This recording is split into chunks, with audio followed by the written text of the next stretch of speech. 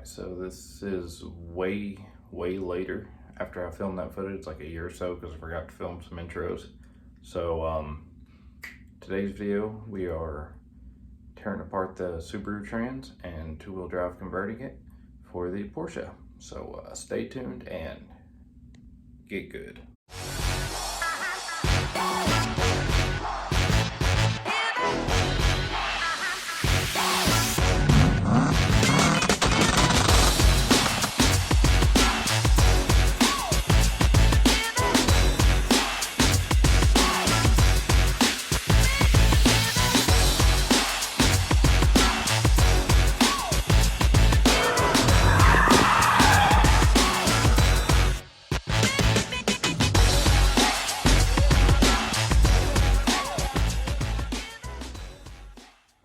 Alright, went ahead and knocked the U-joint off the shift linkage. I'm going to try and prop the phone up here and we'll give you a quick time lapse taking this back half off.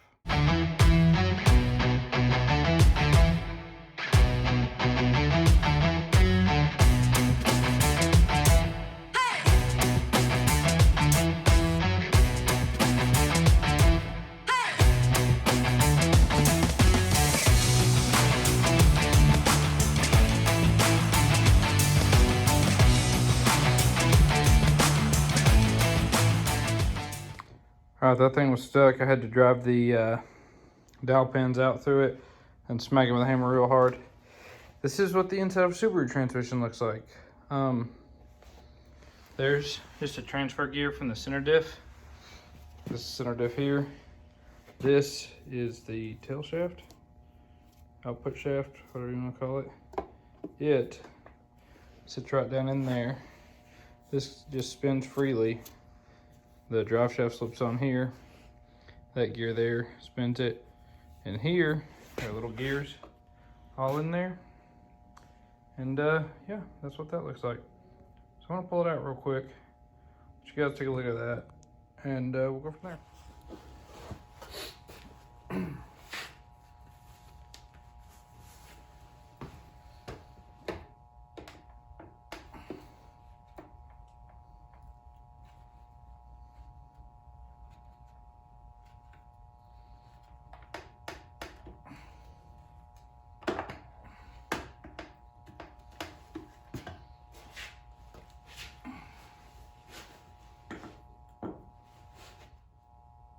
Alright, so this here's the center differential. Bring this up closer so you guys can see it.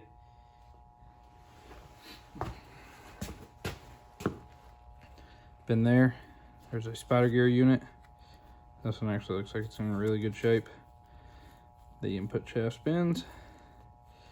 All the magic happens. But we're not using any of this. Well, I might actually tear this apart and cut it and weld it. But we'll see. Anyways, hopefully that's not too close to the camera. If it is, I'll reshoot this. Hard for you guys to see, but this trans looks great inside. It doesn't look all worn out or nothing.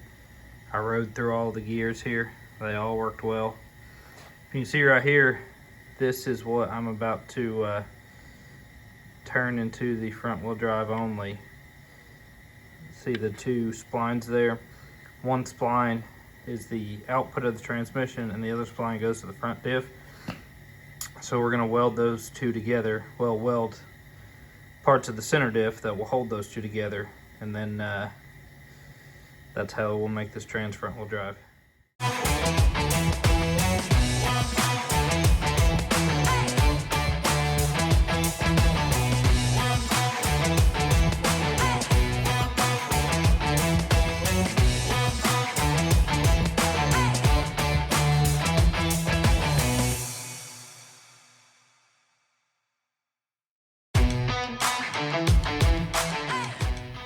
So I did not do a great job on that, but I'm gonna stick it down the trans and see if it'll fit.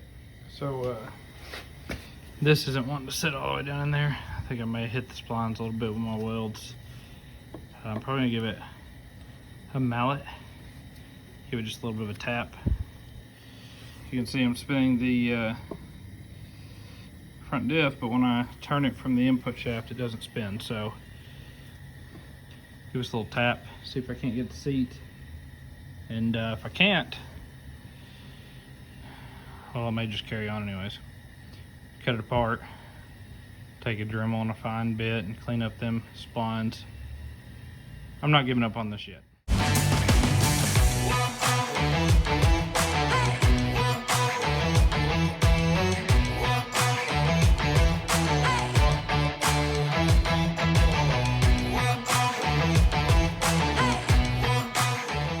Here's a prime example of why you have to be really careful with your sparks.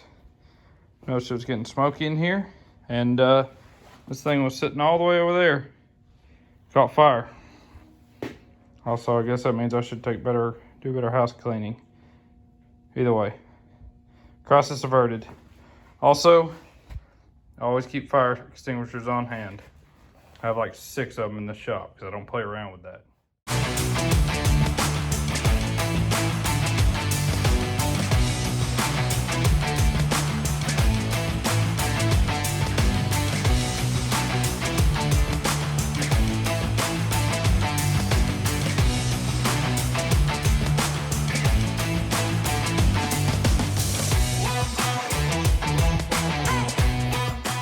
Well, got that cut off there.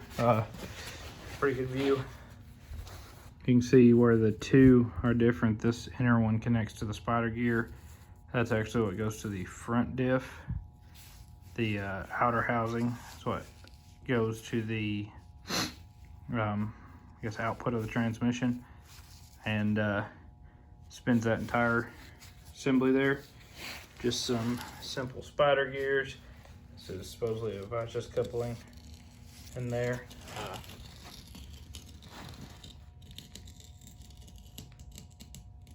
Alright then. Anyways, I didn't do a real good job on the inside there. I'm trying to clean that up some. Some of the welds are sticking over it, won't quite go over it. So I may have to take, and I've got some real good tungsten cutting bits at work. I can get in there with a Dremel, clean that up. Then try and smooth this out a little bit. Cut a nice V chamfer in there and weld it all up nice and tight.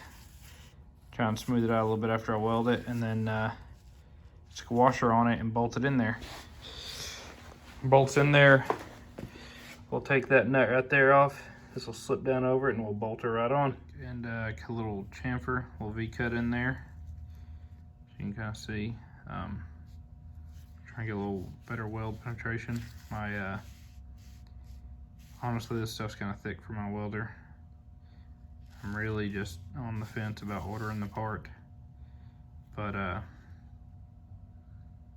hell, why not drive this one until it breaks? We'll see. I'm sure the clutch dumps, it won't last long. This thing all welded up. Turned out pretty good. I'm gonna have to clean it up a little bit, get into the sponge touch, but not bad. A little work with the file should fix that. Two-wheel drive mode engaged. Well, this has been a losing battle. Honestly, it's I can't get that bolt on the back off.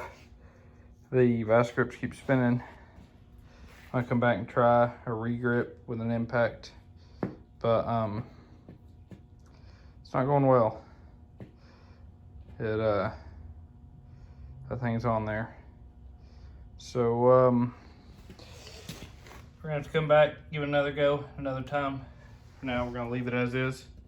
Screw it. Kind of hard to see there. Honestly, I kind of messed it up. Started tapping this in there, and this center spline got stuck. This is actually 2 pieces.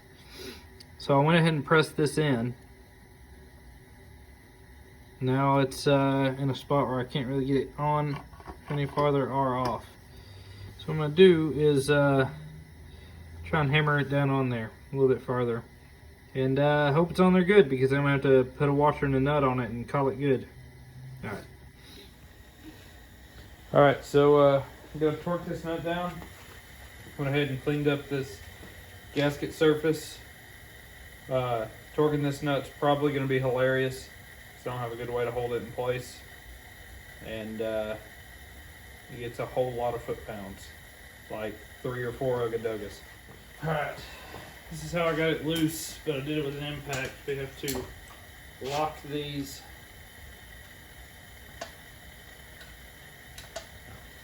lock the axle stubs in place here.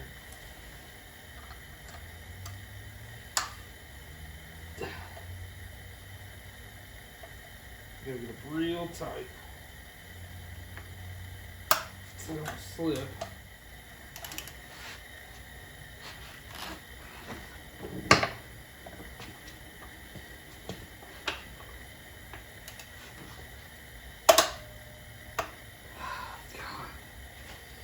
Cheap freaking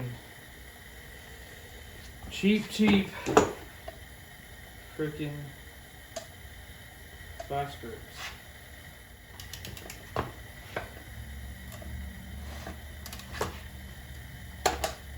Just instantly.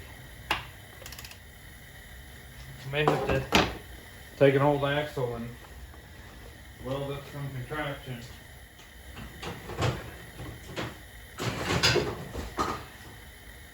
Good. Well, I didn't really want to do this, but I may just have to let her eat with the ugga-duggas and stake it in place. Don't really have any other good way of keeping this thing in place. Not without putting it in the car. And I don't have the right axles yet, so.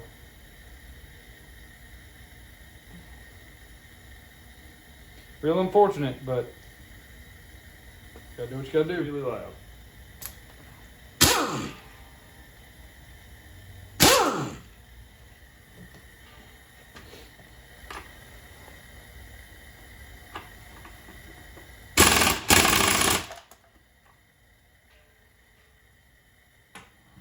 Well, surprisingly, I got it spun right back around to where the initial stakes were, but that doesn't really mean anything.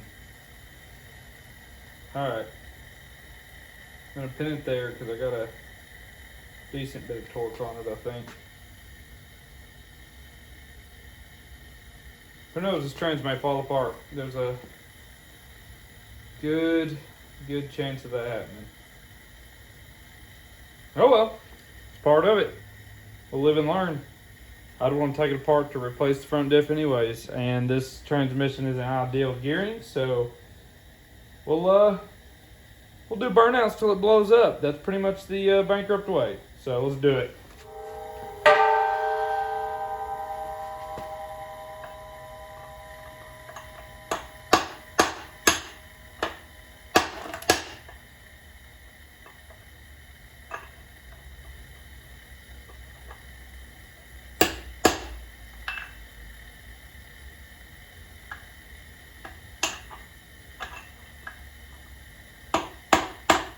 Alright, we're going to call that staked.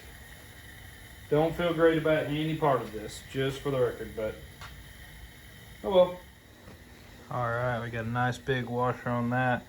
Still got to torque it down and bend the stakes in. But that dude is ready to go. This Trans is now front wheel drive only, which is perfect. Got this nice piece of stainless steel. Actually had this for like, I don't know, literally maybe been carrying this piece of steel around for like 6 years now. Anyways, nice and pretty. Could even polish it up if we want to. I'm gonna use this, as you guys saw in that last time lapse section. I had to take this cover off, remove a C-clamp, a C-clip, spring clip, whatever you want to call it. And then I tried to tap that centerpiece out, that transfer gear, but it wouldn't come. I had to go over there and put it in the vise, not the vise, the press. Didn't take any pictures of that. Yeah, so I'm gonna take and make my outline, mark my holes, and then this guy will be my new back plate. And when that's done, we can actually start working on mocking up a cradle for this guy, and actually see about getting it in the car.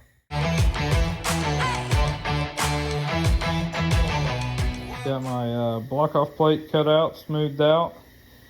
I might try to polish that. We'll see. Just need to get her marked up and drilled up. So that's gonna be the next step.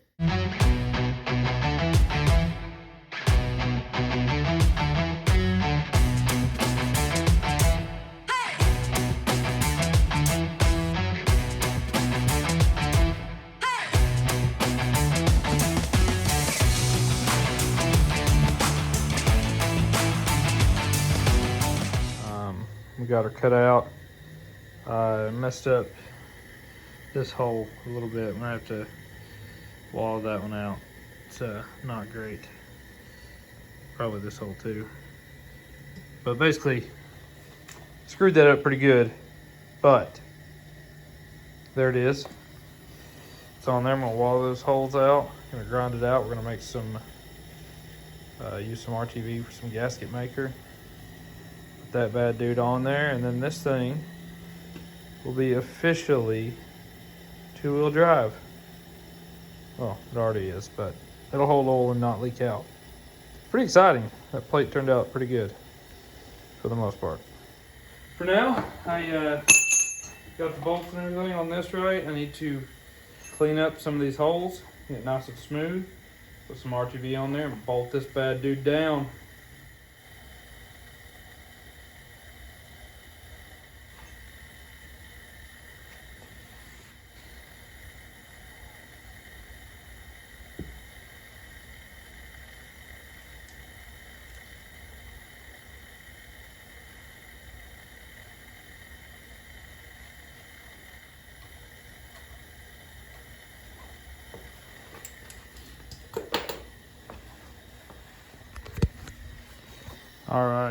All right, got all that put on, got that torqued down. These bolts are just in there loosely for the moment. Got the RTV gasket, so probably wipe that off, clean it up just a little bit. Supposed to let this cure an hour, and then you can crank it down. So we're gonna do that. We're gonna move on for now while we're waiting on that to dry. We're gonna start looking at building the cradle for this engine in there, start getting some measurements and everything like we need. It's gonna be exciting. Finally, putting this guy to good use. Been sitting over here patiently waiting. Hey guys, I'm gonna cut that video right there, wrap it up for this episode, and stay tuned. We'll see you again next week. Get good.